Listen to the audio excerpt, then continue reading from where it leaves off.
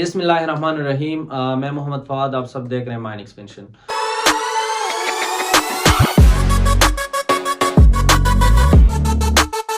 जो हमने cell biology का सीरीज स्टार्ट किया था, तो एनिमल सेल का तकरीबन हमने मोस्ट पार्ट इसका कवर किया था। तो आज जो हम टॉपिक डिस्कस करेंगे वो बेसिकली डीएनए है। हम सेल डिवीजन को स्टार्ट करेंगे, लेकिन सेल डिवीजन से पहले हमें कुछ बेसिक का पता होना ही चाहिए, जैसा कि डीएनए हो गई, क्रोमोसोम्स हो गई, क्रोमेटिन हो गई, और इस तरह से न्यूक्लियोसोम हो गई। ये सारी चीज़ों का हमें पता होना चाहिए। आरएनए हो गई। तो आज जो सबसे इंपॉर्टेंट टॉपिक पे हम बात करेंगे वो बेसिकली डीएनए है। तो चलो स्टार्ट करते हैं। डीएनए बेसिकली इसको हम कहते हैं डीऑक्सी राइबो न्यूक्लिक एसिड। इसको क्या कहा जाता है? इसका एब्रिविएशन है डीऑक्सी राइबो न्यूक्लिक एसिड। ये इसका एब्रिविएशन है।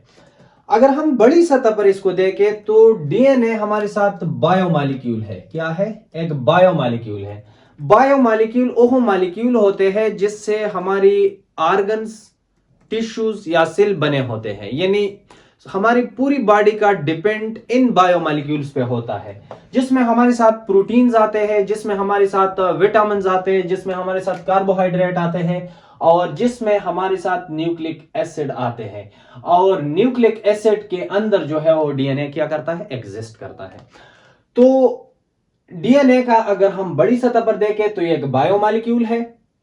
फिर अगर हम देखें तो ये न्यूक्लिक एसिड है, और न्यूक्लिक एसिड के अंदर दो चीजें आती है। एक को हम कहते हैं डीएनए और दूसरे को हम कहते हैं आरएनए।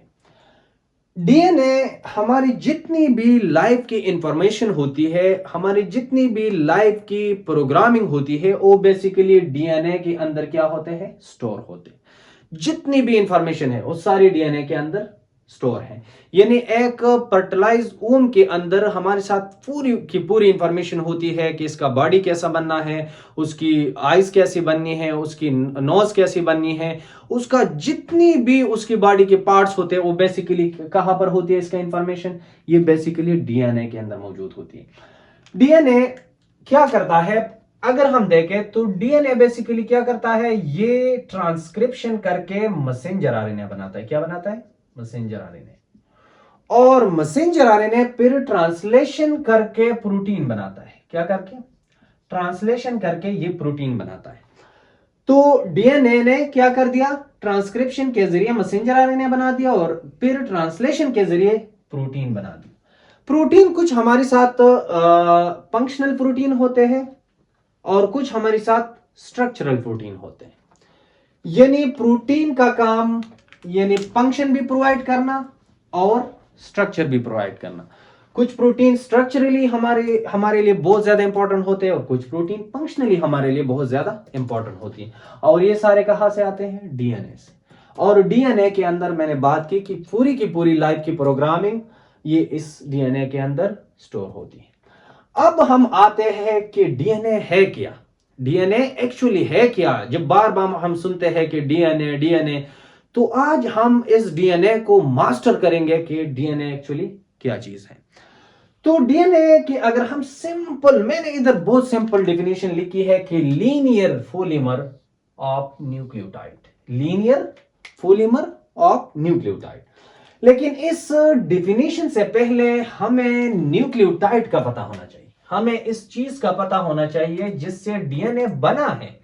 जिससे डीएनए बना है, जो यूनिट है डीएनए का, उसका हमें पता होना चाहिए। तो अगर हम बात करें न्यूक्लियोटाइड की, तो न्यूक्लियोटाइड बेसिकली जो है तीन चीजों पे मुश्तमिल है। यानी ये मुश्तमिल है नाइट्रोजनियस बेसिस पे, ये मुश्तमिल है पेंटोज शुगर पे, और ये मुश्तमिल है फॉस्फेट ग्रुप पे। अगर मैं इसका इंतहाई सिंपल एग्जांपल आप लोगों को दे दो कि एक बंदा है, उसको मैं कहूं इस दीवार को बनाना है। ये दीवार हमारे साथ क्या है? एक डीएनए है। अब दीवार कड़ा है, लेकिन इसकी जो यूनिट्स है जिससे ये दीवार बना है, वो कौन से रॉ मटेरियल होना चाहिए? तो उन रॉ मटेरियल में मैं बात करूंगा। सबसे पहले मुझे चाहिए रेत। क्या चाहिए? मुझे रेत चाहिए। अब रेत हमारे साथ नाइट्रोजनियस बेसिस हो गई। इसके अंदर मुझे चाहिए पेंटोज शुगर। वो पेंटोज शुगर हमारे साथ क्या हो गई? वो पेंटोज शुगर हमारे साथ ईंट हो गई। और हमें चाहिए फास्फेट ग्रुप, और फास्फेट ग्रुप हमारे साथ क्या हो गई, यानी एडिशनल सेमेंट हो गई। आप ये समझ गए, एडिशनल सेमेंट हो गई।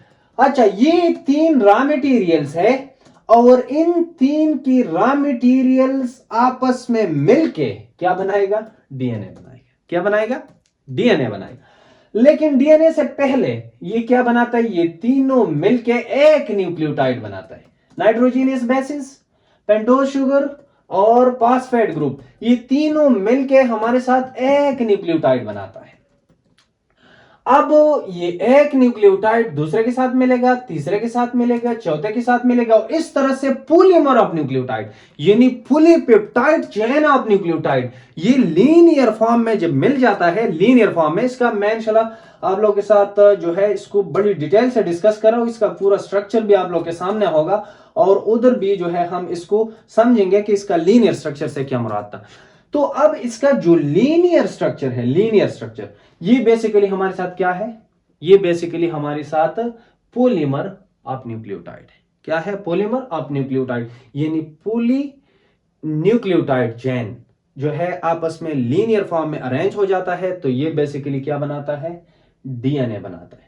लेकिन डीएनए एक nucleotide chain, poly nucleotide chain जब लीनियर फॉर्म में जो है ये अरेंज होता है तो एक स्ट्रैंड बनाता है, जब दूसरे में अरेंज हो जाता है तो क्या दूसरा स्ट्रैंड भी बन जाता है, और इसलिए तो हम कहते हैं कि डीएनए जो है ये डबल स्ट्रैंडेड इन स्ट्रक्चर है।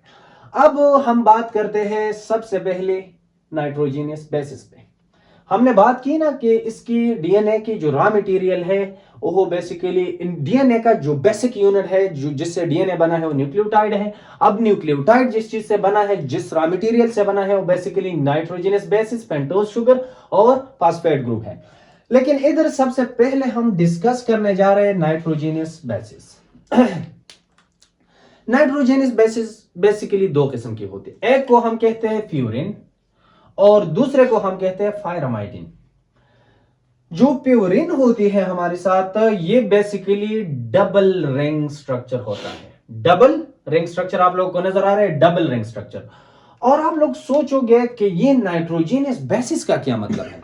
नाइट्रोजीनियस बेसिस का मतलब है nitrogen containing carbon rings. Carbon ring है, इसके अंदर नाइट्रोजन मौजूद है, इसको बस हम कहते हैं नाइट्रोजीनियस बेसिस। That simple. अब जो हमारे साथ नाइट्रोजीनियस बेसिस है, ये मैंने बात की कि 2 में डिवाइडेड है, एक को हम कहते हैं प्यूरिन और दूसरे को हम कहते हैं फायरामाइडिन। अब जो प्यूरिन है ये बेसिकली क्या है, ये डबल रिंग स्ट्रक्चर है। आप लोगों को नजर आ रही है, डबल रिंग स्ट्रक्चर है, और इसमें तकरीबन जो है हमारे साथ ये देखो नाइट्रोजन ग्रुप मौजूद है, नाइट्रोजन मौजूद है, आप लोग को नजर आ रहे हैं, और साथ में क्या है, कार्बन रिंग है। लेकिन कार्बन रिंग सिंगल नहीं है, डबल कार्बन रिंग है। क्या है, डबल कार्बन रिंग। तो इसलिए मैंने बात की कि नाइट्रोजन जो आप लोग को नजर आए, नाइट्रोजन, ये नाइट्रोजन है और कंटेनिंग कार्बन रिंग, यानी नाइट्रोजन कंटेनिंग कार्बन। अब कार्बन रिंग मौजूद है और इसके साथ नाइट्रोजन है, तो ये बेसिकली नाइट्रोजीनियस बेसिस, इसको कहते हैं नाइट्रोजीनियस बेसिस। अब मैंने बात की प्यूरिन की, तो प्यूरिन बेसिकली हमारे साथ क्या है, ये डबल रिंग है, और डबल रिंग में प्यूरिन जो है हमारे साथ फिर 2 नाइट्रोजीनियस बेसिस के अंदर मौजूद होते हैं, एक को हम कहते हैं एडेनिन और दूसरे को हम कहते हैं गवानिन। तो एडेनिन और गवानिन बेसिकली हमारे साथ क्या है, ये प्यूरिन है। ये क्या, इसको क्या कहा जाता है कलेक्टिवली, फ्यूरिन। और ये दोनों जो है हमारे साथ क्या होते हैं, डबल रिंग, यानी फ्यूरिन जो है is a collectively double ring होता है। अच्छा, फिर अगर हम बात करें फायरामाइडिन की, फायरामाइडिन जो है ये बेसिकली क्या है, ये आप लोगों को नजर आ रही है, ये सिंगल रिंग है। इसमें भी जो है कार्बन की रिंग भी मौजूद है और साथ में नाइट्रोजन की जो ग्रुप्स है या नाइट्रोजन एटम्स है ये भी साथ मौजूद है। तो इसलिए हम कहते हैं कि फायरामाइडिन जो है ये सिंगल रिंग है, लेकिन आप लोग को नजर आ रहा है ये सिंगल रिंग है। अब इसके अंदर क्या आता है, फायरामाइडिन के अंदर आता है साइटोसिन और इसके अंदर आता है थायमिन। तो आप लोगों को यह बात वाज़ेह हो गई कि नाइट्रोजीनियस बेसिस जो मौजूद है डीएनए के अंदर, कुछ हमारे साथ प्यूरिन होंगे जो डबल रिंग स्ट्रक्चर होंगे, और कुछ हमारे साथ फायरामाइडिन है जो कि सिंगल रिंग स्ट्रक्चर होंगे। और टोटल नाइट्रोजीनियस बेसिस हमारे साथ कितने हैं, 4, यानी एडेनिन, गवानिन, प्यूरिन बनाता है डबल रिंग, फायरामाइडिन बनाता है साइटोसिन और थायमिन, ये दोनों मिलके हमारे साथ फायरामाइडिन बनाते हैं। फायरामाइडिन क्या है, ये हमारे साथ सिंगल रिंग है। तो ये आप लोग को वाज़ेह हो गया कि ये क्या है, नाइट्रोजीनियस बेसिस, जो कि पहला पार्ट था न्यूक्लियोटाइड का, उसको हमने नाम दिया नाइट्रोजीनियस बेस। दूसरा जो पार्ट है उसको हम नाम देते हैं क्या, इधर मैंने जो है ये आप लोग की आसानी के लिए इसकी स्ट्रक्चर्स भी फर्दर ड्रा की। ये हमारे साथ क्या है, एडेनिन यानी फ्यूरिन। एडेनिन है, एडेनिन डबल रिंग, इसकी आप लोग को स्ट्रक्चर भी नजर आ रहा है। इसके अंदर क्या है, NH2 है, इसके अंदर ये बाकी जो है नाइट्रोजन के एटम्स है, और साथ में हमारे साथ क्या है, कार्बन रिंग है। ये आप लोग को गवानिन का स्ट्रक्चर नजर आ रहा है, ये भी देखो डबल रिंग, क्योंकि प्यूरिन हमने कहा डबल रिंग होता है, ये एडेनिन भी डबल रिंग, गवानिन हमने कहा कि ये भी डबल रिंग होता है, तो आप लोग को नजर आ रहा है डबल रिंग। लेकिन इसकी स्ट्रक्चर में और इसकी स्ट्रक्चर में आप लोग को वाज़ेह जो है डिफरेंस नजर आ रहा है, क्योंकि इसकी जो कार्बन 1 होती है उस पर हमारे साथ NH2 ग्रुप अटैच है, और इसकी जो कार्बन 1 ग्रुप होती है इस पे हमारे साथ ऑक्सीजन जो है वो क्या है, वो अटैच है। अब जो तीसरा है वो बेसिकली हमारे साथ क्या आता है, ये पहला नाइट्रोजनस बेस, ये दूसरा नाइट्रोजनस बेस। अब तीसरा जो है वो साइटोसिन है। साइटोसिन के अंदर आप लोग को नजर आ रहा है इसका स्ट्रक्चर पहले दोनों से डिफरेंट है, और ये दोनों हमारे साथ डबल रिंग थे, और ये क्या है, ये सिंगल रिंग है। क्यों सिंगल रिंग है, क्योंकि हमने बात की कि पिरामिडिन जो है ये सिंगल रिंग होता है, जिसके अंदर साइटोसिन आता है और थायमिन आता है। तो ये साइटोसिन है और इसकी क्या है, ये सिंगल रिंग है, और इसके अंदर इसका स्ट्रक्चर है आप लोग को नजर आ रहा है। और ये थायमिन है। थायमिन DNA में हमारे साथ थायमिन होता है, लेकिन RNA में थायमिन की जगह यूरासिल होता है।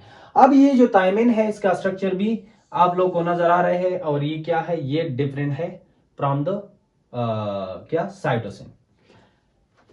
तो ये बेसिकली हमारे साथ क्या है, हमने इसकी नाइट्रोजनस बेसिस की बात की।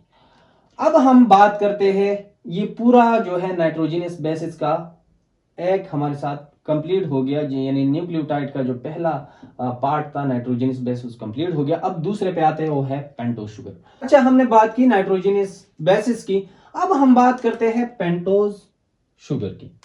जो DNA के अंदर दूसरा रॉ मटेरियल मौजूद होता है, यानी न्यूक्लियोटाइड, और न्यूक्लियोटाइड का जो दूसरा रॉ मटेरियल है वो बेसिकली हमारे साथ क्या है, पेंटोज शुगर है। अच्छा, जो पेंटोज शुगर है ये बेसिकली 5 कार्बन, कितना है, 5 कार्बन रिंग है, कार्बन 1, कार्बन 2, कार्बन 3, कार्बन 4 और ये कार्बन 5, यानी 5 कार्बन रिंग है। तो इसलिए हम इसको कहते हैं पेंटोज, यानी ये पेंटोज है, 5 कार्बन रिंग है और शुगर मॉलिक्यूल है, तो ये पेंटोज शुगर है। अब ये पेंटोज शुगर, इधर आप लोग को एक डिफरेंस बताता हूं कि इसका नाम डीऑक्सीराइबोज क्यों रखा है। राइबोज शुगर है लेकिन डीऑक्सीराइबोज क्यों है, क्योंकि ये पेंटोज, ये जो पेंटोज शुगर आप लोग को नजर आ रहा है इसमें क्या है, इसमें मैं इधर इसको दोबारा से ड्रा कर देता हूं ताकि आप लोग को ये कंसेप्ट भी समझ आ जाए।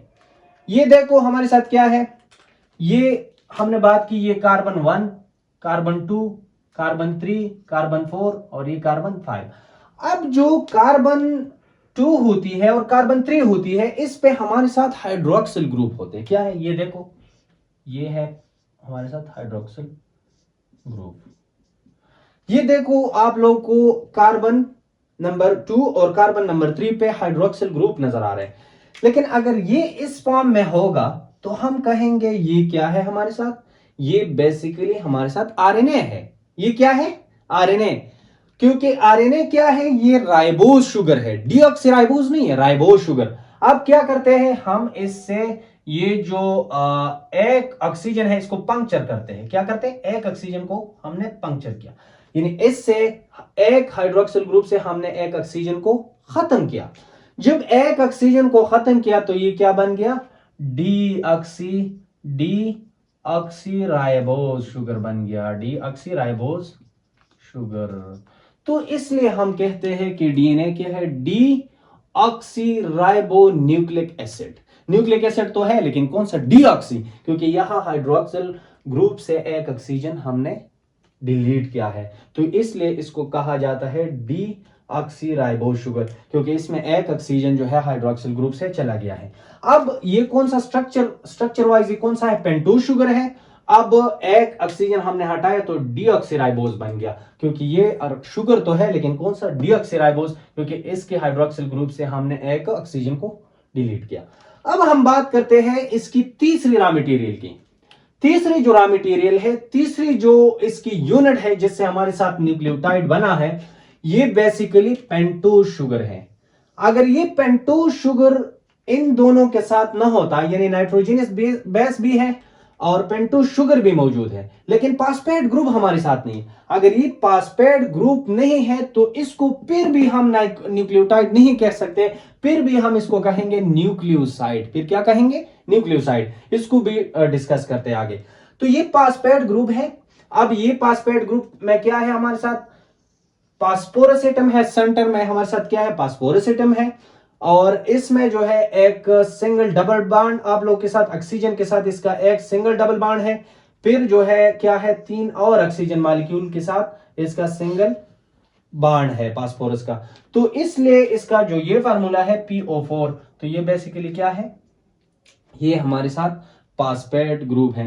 तो ये तीनों मिलके हमारे साथ क्या बनाता है? न्यूक्लियोटाइड बनाता है, जिसमें हमने नाइट्रोजनस बेसिस की बात की, पेंटोज शुगर की बात की और फास्फेट ग्रुप, तीनों मिलके हमारे साथ न्यूक्लियोटाइड बनाता है।